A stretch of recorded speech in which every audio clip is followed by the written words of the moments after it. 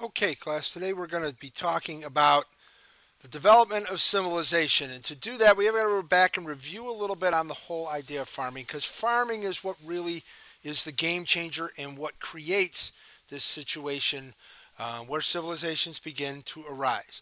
So, how did we get from the Paleolithic era, people living in caves and hunting and gathering, to complex things like the architecture you see on the right of your screen? Okay, so what did life look like 3,000 years ago?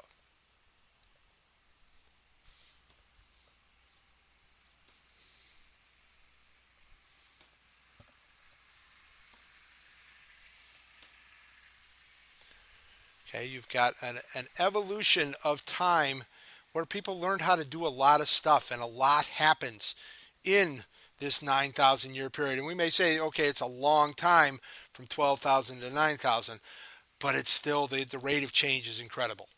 Okay, so do you notice any differences? Quite a few. You went from people living in caves, not really creating anything, hunting and gathering, to fairly complex, very complex societies. Okay, so how did we get from here to here? So you got to take some notes on this, and I want you to write down, make it stop the tape and or stop the video and make a prediction. Okay, one of the major changes is reflected on this frieze on the wall. Okay, this is from modern day, from Mesopotamia, which is in modern day Iraq. It reflects the domestication of animals and of plants. Okay, the beginning of what we know as farming. And this is a monumental change, resulted in a new way of living we know as farming or agriculture, but it includes pastoralism, which is the herding of sheep and goats, cattle, horses, and camels. Okay, and you got little farm humor there. Have you ever heard about pastoralism? And crop growing, cultivating domesticated plants. Okay, you got the guy out in the field doing that. And the development of farming communities, because once people could farm and to really do it well, they had to live together in stable locations. Okay, so far between 12,000 and 1000 BC, farming appeared independently in a number of places, possibly in all the places marked on the map. Okay, all the places in red. We know, and we're going to focus, at least in the short term, on the area of the Fertile Crescent, the Nile Valley, China. We're also going to look at this area over here called the Indus River Valley. We will come to Mesoamerica and the Andes a little later on, in West Africa a little later on in the course. Okay, so prior to farming, population size in any one area was limited by the availability of wild food. Okay, game, grain, berries, seeds, and nuts. Farming and the large, relatively dependable crops allowed for, whoops, population intensification. And that means population increases in certain areas. Population in these areas became both larger and denser. Okay, meaning more people living closer together. Okay, so at the same time, farmers in some places, in spite of population growth, are able to produce surplus food. So what does that mean? Well, we've talked about this in class. It means that not everyone has to grow food or tend animals. They can take on other tasks, okay, and they can specialize in some non-farming task. Okay, and this is called job specialization, as we've said. Men and women became weavers, stonemasons, potters, priests, scribes, traders, and army officers, and a whole lot of other jobs. Okay, so little chart for you. Make sure you have this in your notes. You want to stop the video and get this written down. Domestication of plants and animals leads to farming, which leads to surplus food, which allows for specialization and population growth and intensification. All of this leads to complex society known as civilization. And really, probably the term complex society is a better term than civilization, because civilization has kind of been come to mean, people that are uncivilized or uncouth and heathens and barbarians, when it's really a lot of times viewed by others that way, and all it really is that they're different. As John Green has said in the videos, not us. All right. So, civilizations do have a number of elements in common, and you want to write these down as we go along. Okay.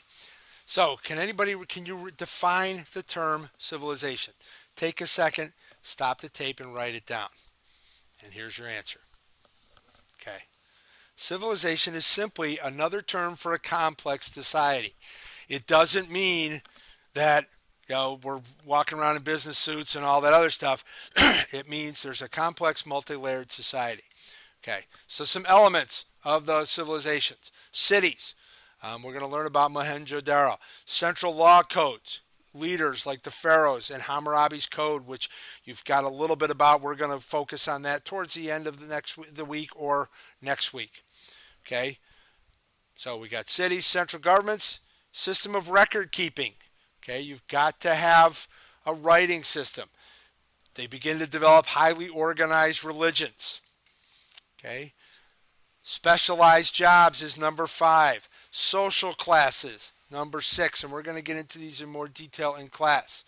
Okay, you begin to have religious classes and working classes and merchant classes and artisan classes, and then you have the slaves and the peasants on the bottom, and you have a ruling class. Okay, complex technology, things like chariots being pulled by horses, bronze swords and later iron swords. Okay, so paying attention, or were you snoozing through this video? Can you list the elements of a civilization? There were 7.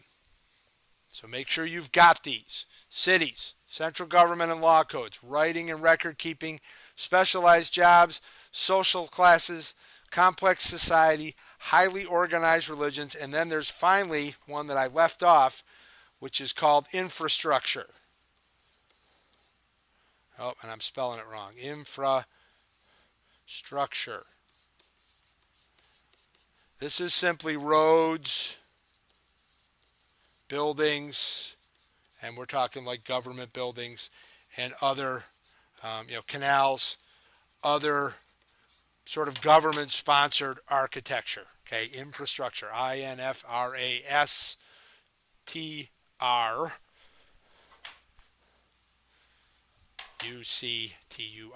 infrastructure.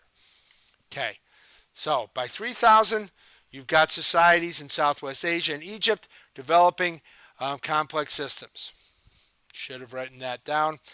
Okay. We know that there were at least two ones in the Americas. You also have the Harappan and the Indus River Valley had already come and gone by about 1000. And China has shown up, and Minoan Crete, the 2 blue ones. Okay. Now, let's review the major changes. So, domestication of plants and animals leads to farming, which creates surplus food, specialization of jobs, population intensification, and it all leads to the growth of complex societies known as civilization. So that translates into farmers and herders, cities, central governments, armies, monumental buildings, written language, social hierarchies, complex belief systems. In 10,000 BCE, none of this stuff existed. By 1000, they all did. And not only has life changed culturally and technologically, but it has accelerated. Remember our time out on the football field, how long it took to get to farming. Now all of a sudden in that last, third of a yard, that last foot of the football field, everything begins to happen that we know about. And here's some of the stuff that did. All right. You got a Google form to complete? Turn it in and submit it when you are done.